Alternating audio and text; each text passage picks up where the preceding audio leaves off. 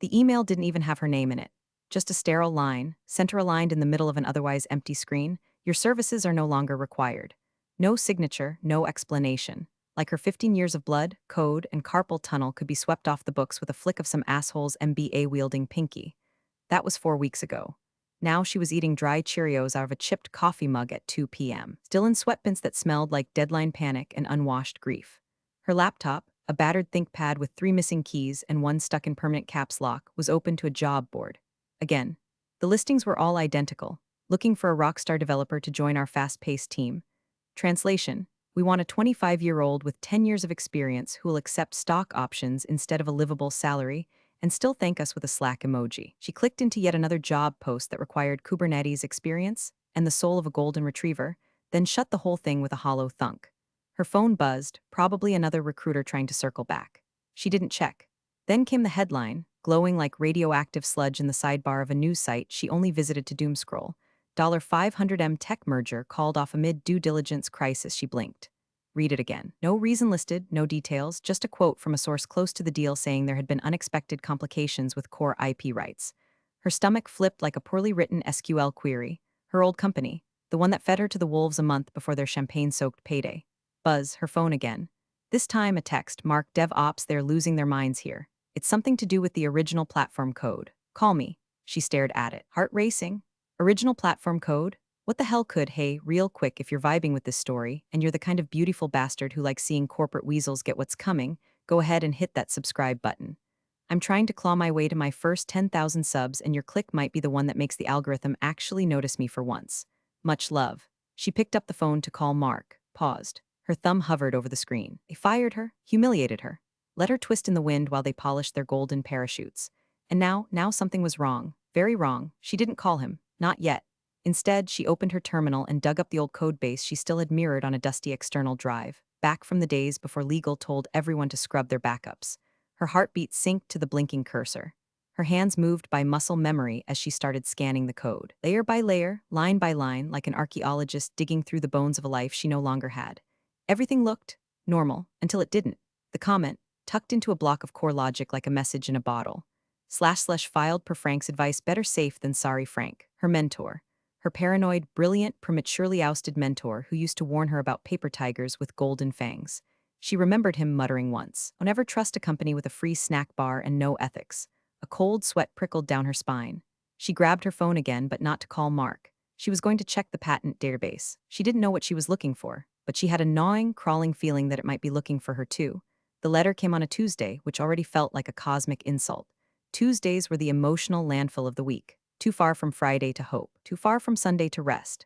It arrived via certified mail, hand-delivered by a postal worker who looked like he'd rather be delivering subpoenas to a nest of hornets. She signed, confused. The return address was embossed and terrifying: Mayers and Fontaine LLP, corporate litigation, and M and a strategy.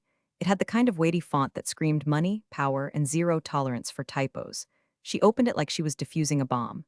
"Dear Miss Caldwell," it began, as if they hadn't just reached into her life like a gloved hand into a garbage disposal. "We represent the interests of Vortex Solutions, Inc., in regard to the pending acquisition of Zenith Works, Inc., your former employer. We are requesting a meeting to discuss the ownership and transferability of patent US 8532 to 9910, which lists you as the sole primary inventor." She read it 3 times, once in disbelief, once in panic, and once in that peculiar slow-motion terror usually reserved for watching a latte fall screen first onto your MacBook.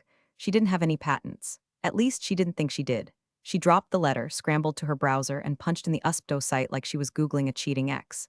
The search bar blinked. She entered the number, US 8532 to 9910, hit enter. The page loaded. Her internet stalled at 74% like it was gaslighting her. She slammed the desk. It refreshed. There it was. The title, Adaptive Load Distribution in Decentralized Modular Architectures. Her name, full name, Caldwell MR, as primary inventor. Her name, not the company's. Not shared with the CTO who once called her a support role with benefits. Not buried under a dozen co-authors who hadn't written a line of the foundational code but still demanded their names on every damn white paper. Just hers. She scrolled down, fingers shaking. Filing date 5 years ago. The year Frank got pushed out. The year she remembered him hounding her with weird forms and muttered warnings. "This is insurance," he had said. "You never insure your house after the fire. Do it now." At the time, she thought it was about bugs. Now she wondered if it was about bombs. She sat back in her chair, pulse jackhammering in her ears. She could still hear her ex-CEO's fake concerned voice saying, "This isn't personal, it's strategic realignment." Strategic my ass. They'd aligned her right into the unemployment line while popping champagne for a $500 million payday. And now that payday was circling the drain because of her. Woman eating cereal out of a mug with a $12 checking balance and an inbox full of "we've decided to go in another direction" rejection letters. She suddenly realized that all those panicked looks in her former colleague's eyes might not have been about the merger collapsing. They were about who collapsed it. She stared at the screen, trying to wrap her head around it. She had power, real power. The kind you don't apply for. The kind that doesn't show up in job listings with ping pong tables and fast-paced culture. The kind that makes mergers collapse and lawyers send letters. Her cat jumped onto the desk, knocking over the Cheerios mug. She didn't even flinch, just kept staring at her name on the screen, like it belonged there. It started coming back like a fever dream soaked in fluorescent office lighting and stale coffee breath. The clack of keys echoing through a half-empty dev floor. Frank's lopsided gait and the way he always wore his ID badge clipped to his sock because badges are for cattle. And that day, when he barged into her cube waving a manila folder like it was a holy relic. "You're filing this," he'd said flatly, dropping it on her desk hard enough to slosh the Diet Dr. Pepper she'd been surviving on. She'd blinked at the paperwork. "This is the IP team's job. I already submitted the write-up to compliance." Frank just stared, the kind of stare that burned through walls and HR policies. "No, you're filing this under your name, primary inventor, no corporate co-authors, not even me." She laughed then, awkward and too loud. "Frank, I'm a mid-level developer. The company paid for the research sprint. This would be considered future leverage." He cut in, eyes flinty. "The vultures don't just eat your work. They wear your bones like trophies and call it team synergy." She remembered fidgeting with her lanyard. "Legal won't approve it. You know how they get about solo filings. That's why you'll file it personally, outside the company channels. Your name, your address. Trust me, they'll never notice until they need it." She remembered how absurd it sounded, like storing canned beans in the basement in case of nuclear fallout. Except, maybe Frank had been building a bomb shelter while everyone else was at the Friday bagel social. At the time, she agreed because she liked Frank, and because some quiet part of her wanted to believe she had ownership over something. Not stock options, not PTO days, not a plastic employee of the quarter trophy, but something that couldn't be deleted by a bad quarter and a new CEO with an ego the size of his Tesla. She'd forgotten all about it, buried under years of bug fixes and emotional gaslighting. But Frank hadn't. Frank saw this coming like a slow train through a foggy cornfield, and now she was standing on the tracks, holding the lever. The vultures he warned her about, they'd kicked him out under the guise of realignment. Then they came for her. Because loyalty in that place had the shelf life of dairy left in a conference room. She paced the living room, barefoot on hardwood worn raw from her restless loops. Her mind spun while her cat batted the mayor's and Fontaine envelope under the couch like it contained demons. She knew what came next. She needed Frank. Not just for answers, but because he was the only one who had ever told her the truth, even when it came wrapped in sardonic doom. And right now, she didn't need a pep talk. She needed a scalpel, or maybe a shovel. She yanked out her old personal laptop and pulled up the contact sheet he'd left in his final mass email, the one everyone else deleted unread. There it was. Frank D'Amico, former lead systems architect. Retired but not dead. If you're reading this, you either need something or owe me beer. Cell 317, 555 to 0192. She stared at the number for a full minute before typing a text with the precision of someone diffusing a warhead. "Hi Frank, it's Caldwell. Remember that patent you filed with me? I think the time bomb just went off. You still picking up this number?" She hit send, then turned off the screen, and waited for the ghost of her past to text her back from his bunker. Frank didn't text back. Frank called, at 1:43 a.m., while she was half asleep on the couch, mouth dry from too many Oreos and not enough water. The phone's vibration felt like a defibrillator against her ribs. She answered groggily. "Frank, what took you so long?" His voice was the same, gravel soaked in black coffee and contempt for authority. "I've been waiting 4 goddamn years for that letter to show up." She sat up straight. "You knew this would happen, I hoped. Hoped those Armani-clad morons would get cocky. And they did. Right on schedule, tell me. They fire you before or after announcing the merger?" 2 weeks before. Email, no reason, just gone." Frank chuckled, a humorless, gurgling sound. "They always clean house before the cameras show up, like scrubbing a crime scene with Febreze." She rubbed her eyes. "Why didn't you tell me what you did? Because if I'd told you, it wouldn't have worked. You're too decent. You'd have tried to warn them, or worse, sign it over like a good little employee. No offense, some taken." He ignored her. "That patent, your patent, is the load-bearing wall of their entire architecture. They gutted every legacy system and rebuilt the stack around it. I told you it was insurance. You just didn't know what you were insuring against." She could hear a lawn sprinkler in the background. Birds. Frank was in Florida. Of course he was. "Okay," she said slowly. "So what now? They'll probably try to renegotiate the rights. Offer a settlement. I mean, I could know." His voice was suddenly cold steel. "You don't negotiate, you dictate. I'm not built for this, Frank. I'm not you. Exactly, he said, you're better. They underestimated you because you're quiet, careful, smart. That's why you scare the hell out of them right now and don't even know it. She let the silence hang. Frank exhaled. All right, here's what you do. First, do not respond to anyone from Zenith Works. Not legal, not PR. Not that spineless CEO with the veneers. Every word you say without counsel is ammunition for them. I don't have counsel, she said. You do now? She heard shuffling papers, a drawer opening, a name scrawled like a threat. Ariel Chen, IP litigation. We called her the Barracuda back in my day. Looks like a Vogue editor, argues like a chainsaw. She eats NDAs for breakfast and drinks VC blood. I'll text you her number. Is she? Expensive. She's not free, but she loves contingency cases, especially when there's blood in the water. And trust me, Caldwell, right now you're the blood and the shark at the same time. Her hand was sweating on the phone. Frank, what if I just walk away? I mean, I could sign it over, take a payout. They threw you out like garbage, girl, Frank snapped. After you built their cathedral with bare hands and broken sleep. They didn't even say your name. Now you want to sell them back your soul for a gift card and a LinkedIn endorsement? She swallowed hard. No, he said again, voice soft now. Don't be a victim, be a goddamn predator. Click, call ended. She stared at the phone, chest tight. Moments later, his text popped up. Ariel the Barracuda Chen, 212, 555 to 0175, tell her Frank sent you. And that you're the nuke, she didn't even think. She dialed. A sleepy voice answered. Chen, hi, my name is Caldwell. I have a question about a patent I apparently own and a company that just offered me hush money for it. Pause. Then, a slow, wicked laugh. You've got my attention.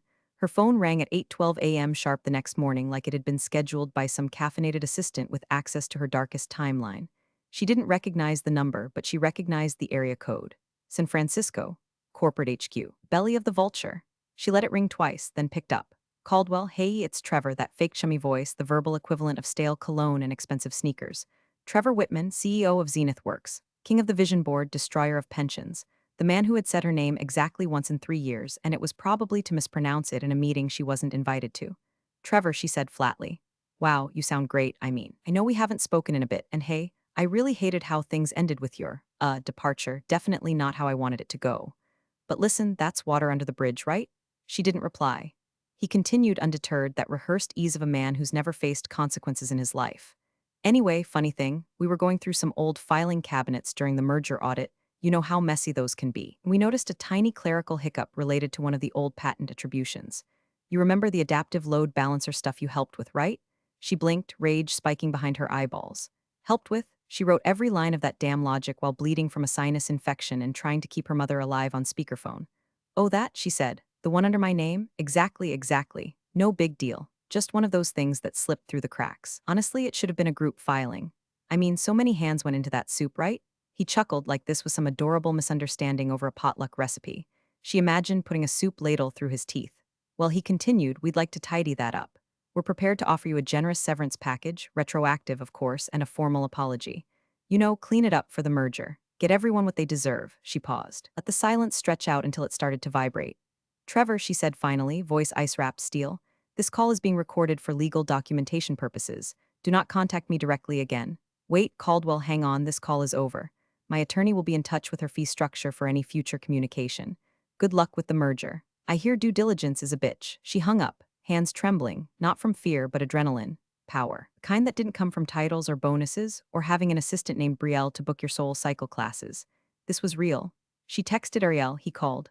Lowballed, tried to buy it with a severance check and a handshake.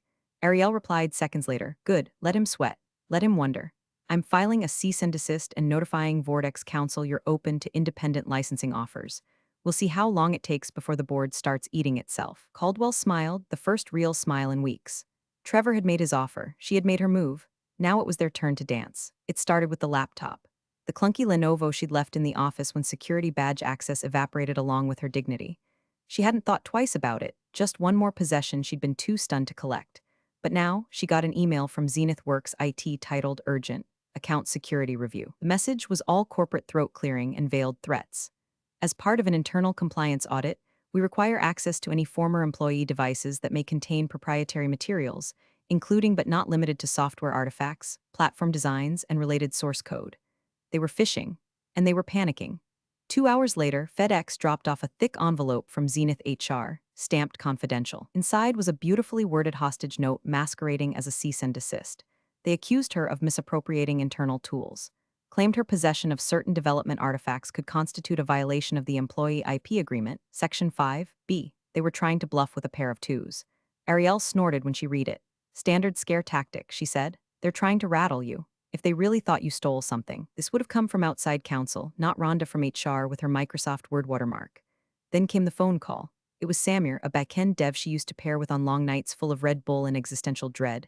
Sweet guy, nervous, terrible liar, hey, Caldwell, so I was asked to check in. Just catching up, wanted to see how you're doing. She closed her eyes, they put you up to this. What? No, I mean well, yes. Trevor kinda asked if someone with a personal connection could float the idea of maybe just resolving things quietly. She could hear the shame in his voice. He was being used. Just like she had been for years, they're scared, she said. He didn't respond. Tell Trevor he should have sent a lawyer instead of a guilt trip. And tell him next time he wants to manipulate someone, he can pick on someone who didn't write the system he now can't sell. She hung up. 5 minutes later, her phone lit up again, not a call. A text from Ariel. Update, Vortex legal team reached out privately. They want to schedule a direct licensing conversation with you, no Zenith in the room. Caldwell stared at the screen. That changed everything. Vortex, the company that was supposed to buy Zenith, now wanted to skip the middleman. They didn't care about her former employer anymore. They cared about the asset, and she was the asset. Ariel called moments later. Voice electric. This is a kingmaker moment. You're not a former employee anymore, Caldwell. You're a gatekeeper. What do? We keep quiet, we meet, we hear their number. Then we ask ourselves, how much do you want revenge and how much do you want power, because you're about to be offered both. Silence stretched across the line. Ariel spoke again. They're proposing a sit-down. Next Friday, you, me, Vortex General Counsel. No Zenith works, just the adults. Caldwell looked around her apartment. The same cracked coffee table. The same unpaid bills. The same dumb cat, now asleep on the Barracuda's envelope like it was a silk pillow. This was it. War had ended. Now came the reconstruction. And she was the one holding the blueprints. The conference room looked like every soulless war chamber she'd ever coded in, glass walls, sterile lighting, a sad carafe of stale coffee on a tray no one would touch. But the tension in the air wasn't fluorescent this time. It was blood in the water. She sat at the long table, flanked by Ariel Chen in a razor-sharp blazer that probably cost more than Caldwell's monthly rent. Across from them, Trevor Whitman, flanked by two men in suits so stiff they looked 3D printed. One was the in-house legal puppet. The other wore the kind of smirk that screamed billable hours. Trevor gave her a smile that didn't reach his eyes. Caldwell, great to see you. Glad we could all get in the same room like professionals. She said nothing. Just opened her leather folder and slid a pen neatly into place. He cleared his throat. Look, we all know there's been confusion, miscommunication. None of us want a legal mess. It's bad for optics, bad for morale, and frankly, bad for everyone's reputation. Ariel tilted her head. You mean your reputation? Trevor ignored her. Turned back to Caldwell with the kind of faux fatherly expression he used to wear when pretending to care about employee feedback. I remember when you first came on board. Smart, quiet, always the first one in and last one out. Hell, some of your commits saved that platform. She waited. Let him crawl through the script. We made mistakes. No one's denying that. But you have to admit, filing that patent without the company's knowledge, that was sneaky. We all slipped a little. We can fix it together. The lawyer to his right slid a document forward. We're offering a full retroactive bonus package, plus a signing incentive to assign the patent back to Zenith Works. We'd include a press statement crediting your contributions. And Trevor added quickly, we'd love to explore a new position for you. Consultant, flexible, well compensated, no hard feelings. She picked up the paper, flipped through the offer like it was a takeout menu, and set it down. I've written code at 2 a.m. while crying into a burrito because someone changed the sprint goal without telling me, she said. Calm, even. I worked through my mother's chemo treatments because your deadline couldn't move. I built your core framework while the rest of the team was arguing about Slack channel names. And when you were 15 days out from selling the company and cashing out, you sent me an email that said my services were no longer required. The silence hit like thunder. I gave you my mind, my health, my time, and you gave me a pink slip and an NDA threat. Trevor opened his mouth. She raised a hand to stop him. I don't want your apology. I don't want your bonus. I don't want your empty title. She stood, pulled a single sheet of paper from her folder, set it on the table in front of them. This is a notice of exclusive negotiation with Vortex Solutions. They're proceeding without you. A license the patent directly from me because I own it, and because they no longer need the dead weight that is Zenith Works. Trevor went pale. She leaned in just enough for him to smell her victory. Your merger's dead, your board is going to crucify you, and your shareholders, they'll eat what's left. She turned to Ariel. We're done here. They left the room to the sound of silence. Not angry shouting, not negotiation. Just the quiet collapse of a man who thought loyalty was a one-way street and finally learned what happens when the quiet ones keep receipts. Her new office was quiet. Not sterile. Not cold. Quiet. Thick glass, warm wood, actual air that didn't smell like toner or despair. A view of the bay that made even her cynicism sit down and shut up for a moment. The nameplate on the door read, M. Caldwell Strategic Consultant, IP and systems architecture, not associate. Not junior developer, not team lead with no team. Just her. Finally, the deal with Vortek closed 3 days ago. Final amount, undisclosed, not that it mattered. Let's just say she wouldn't be clipping coupons ever again. The number hit her bank account with the force of generational reset. They didn't just license the patent, they bought it outright. And her? Well, sort of. They offered a high-level advisory position with obscene flexibility, a signing bonus that would make a CFO weep, and a private Slack channel where no one said synergy or circle back. Ariel handled the contract like a surgeon. Frank sent one message when it cleared, told you, welcome to the food chain. Zenith Works, meanwhile, was bleeding out. News broke across all the tech sites. Acquisition deal dead amid IP scandal. Shareholder revolt looms after patent blunder. CEO's future unclear after core asset loss. Rumors swirled about boardroom infighting, emergency restructuring, and a class action suit spearheaded by one particularly enraged investor who'd been promised a 12x return. And then the voicemail came.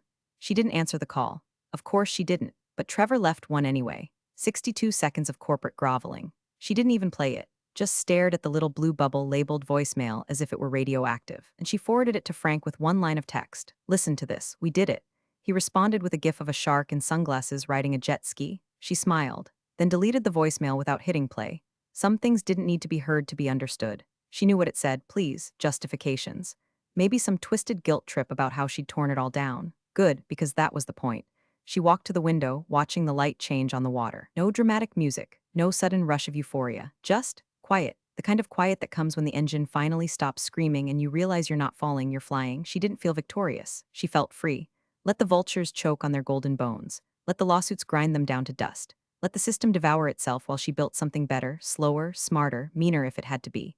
But it would be hers. She picked up her coffee. Real coffee, from beans that had a backstory, not a breakroom Keurig. And with that, she got to work. Thanks for watching, you cubicle warriors. Hit that subscribe button. Unless you're my old boss, then you're on your own. Revenge of the coffee pot strikes again.